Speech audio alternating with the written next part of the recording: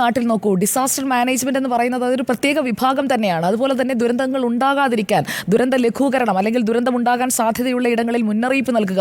ഇവിടെ ആ പ്രദേശവാസികൾക്ക് ഈ വലിയൊരു ലാൻഡ് സ്ലൈഡ് ഉണ്ടാകുമെന്നുള്ള ഒരു മുന്നറിയിപ്പും കിട്ടിയിട്ടില്ല എന്നുള്ളത് ഉറപ്പാണ്. കാരണം ആ നദിയുടെ മറുവശത്തുള്ള വീടുകൾ ഒലിച്ചു പോവുകയാണ്. നദിയിലേക്ക് ഈ സാധനങ്ങളൊക്കെ മണ്ണെല്ലാം വന്ന് വീണപ്പോൾ വെള്ളം നദിയുടെ മറുകരയിലേക്ക് കയറാണ്. അപ്പോൾ നദി അതിൻ്റെ ഫുൾ വിട്ടിൽ ഫ്ലോ ചെയ്തുകൊണ്ടിരിക്കുകയാണ്. അതായത് ഏകദേശം പൂർണ്ണമായും വെള്ളം നിറഞ്ഞ നദിയിലേക്കാണ് ഈ മണ്ണൊലിച്ചു വന്ന് വീഴുന്നത്. അവിടെയുള്ള കരകളിലൊന്നും ആർക്കും ഈ ചായക്കടയിലുള്ള ആൾക്കോ ഒന്നും നദിയിൽ നിന്ന് വെള്ളം കയറുമെന്നുള്ള ഒരു മുന്നറിയിപ്പും കിട്ടിയിട്ടുണ്ടാകില്ല. അതുകൊണ്ടായിരിക്കുമല്ലോ എല്ലാവരും ആ ഭാഗത്ത് കൂടി യാത്ര ചെയ്യുകയും ഒക്കെ ചെയ്തിട്ടുണ്ടാവുക.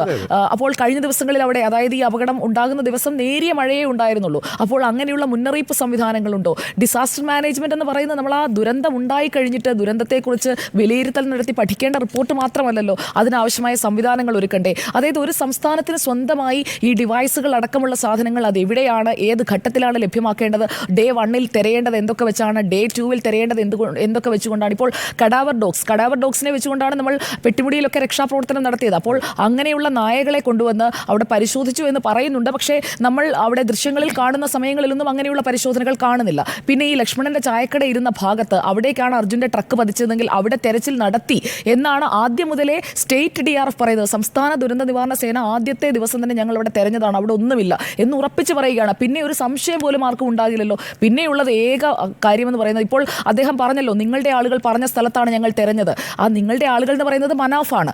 മനാഫിൻ്റെ കയ്യിലുള്ള ആകെ കച്ചിത്തുരുമ്പ് ആ GPS സിഗ്നൽ മാത്രമാണ്. GPS കിട്ടിയ സ്ഥലം ഇതാണ്. നമുക്കറിയാമല്ലോ, GPS-ന്റെ ട്രാക്കിംഗ് എന്ന് പറയുന്നത് അതാ കിടക്കുന്ന, ഇപ്പോൾ ഈ കപ്പ് വെച്ച ഇതുപോലെ ആ GPS എന്ന് പറയുന്നത് അതിൻ്റെ ചുറ്റുമുള്ള ഒരു 20 മീറ്റർ അല്ല, 70 മീറ്റർ വരെ ആകാം. അപ്പോൾ അങ്ങനെയുള്ള വിശാലമായ ഒരു സെർച്ച് ആ ഭാഗത്ത് മുഴുവൻ, അതായത് പാതയുടെ 2 വഴികളിലും മണ്ണ് വീണ് കിടക്കുകയാണ്. ആ മണ്ണ് നദിയിലേക്ക് വീണിട്ടുണ്ട്. നദിയുടെ നടുക്കത്തെ കൂമ്പാരം നമ്മൾ അന്ന് വട്ടമിട്ട് കാണിക്കുകയാണ്. അത് ഒന്നാമത്തെ ദിവസം മുതൽ അത് അവിടെയുണ്ട്. പഴയ ദൃശ്യങ്ങളൊക്കെ ഇപ്പോൾ പല വ്ളോഗുകളിലൂടെയൊക്കെ ലഭിക്കുമ്പോൾ ആ കൂമ്പാരം അപ്പോഴേ അവിടെയുണ്ട്. ഈ സൈഡിൽ ലക്ഷ്മണന്റെ ചായക്കടയുടെ ഭാഗത്തും ഒരു മൺകൂമ്പാരമുണ്ട്. ഈ 2 കൂമ്പാരവും ആദ്യ ദിവസം തന്നെ ഇപ്പോൾ ചെയ്യാൻ പോകുന്ന ഈ മഡ് ലിഫ്റ്റ് അടക്കമുള്ള കാര്യങ്ങൾ ഡേ 1 ചെയ്തിരുന്നെങ്കിലോ? അതിനുള്ള ഒരു പ്രോപ്പർ ഡിസാസ്റ്റർ മാനേജ്മെന്റ് അവിടെയില്ല. സതീഷ് സൈൽ നല്ല MLA ആണ്, അദ്ദേഹം നിന്ന് എല്ലാ കാര്യങ്ങളും ചെയ്യുന്നുണ്ട്. പക്ഷേ അദ്ദേഹം അടങ്ങുന്ന ആ ഒരു ലാർജർ സിസ്റ്റത്തിന് ഒരു ഫെയിലിയർ സംഭവിച്ചിട്ടുണ്ട്.